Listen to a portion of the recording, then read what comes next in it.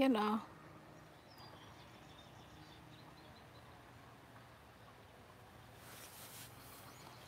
O, ganun pa? Ako, kaya ko ang lamig, basta enough talaga yung aking aking suot. Ang di ko kaya ang init kasi nga yung migraine. Yan na oh. Yan, nakita mo yung darker side yan oh, doon lalabas yan oh, si Haring Araw.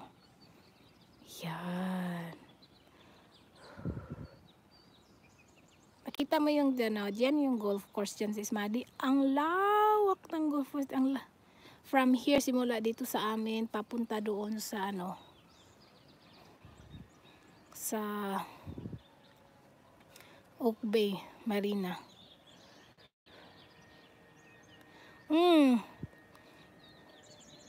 Pag yung sa atin, sa Pinas, nung nandoon ako, summer, grabe, kahit panay inom mo ng tubig, grabe, di talaga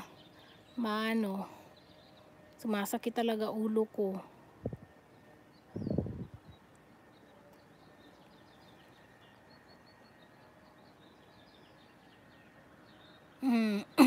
Di, yung sa seaplane, sis Madi, may din sila dun sa harbor. Kahapon, doon ako kahapon, di ba kahapon, St. Patrick Day. Di ko naalala, kasi kahapon, St. Patrick, nung naandun na ako, after simba, mga around 1 PM na yon, yung kumakain ako. Sabi ko, bakit halos naka-green ang mga tao? Ay, yun pala.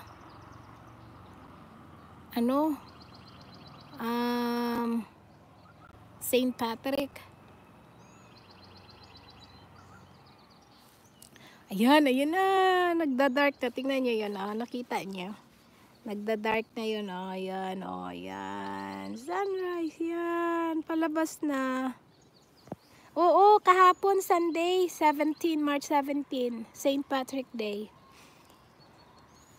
Yan na palabas na si Haring Araw.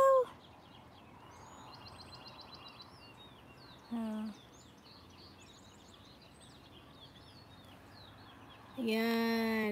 Tingnan mo yung entrada, di ba? Yan o.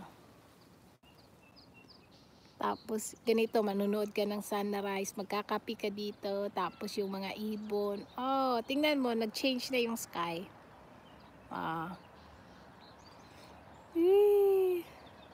Sisging, tanawa sisging.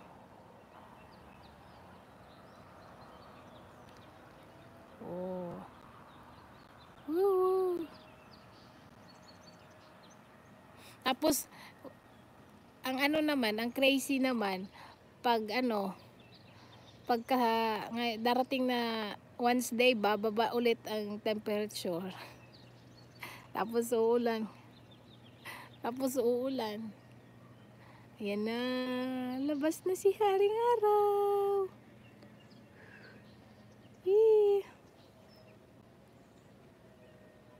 Ientrada na siya. Oh, what a beautiful day. It's a beautiful day.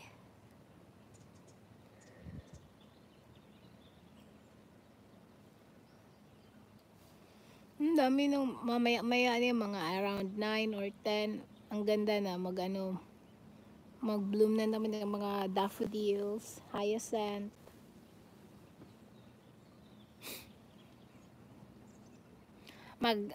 Sis Maddie, magkape sa umaga, tapos yung pagkahapon, dapit hapon, ay, sarap.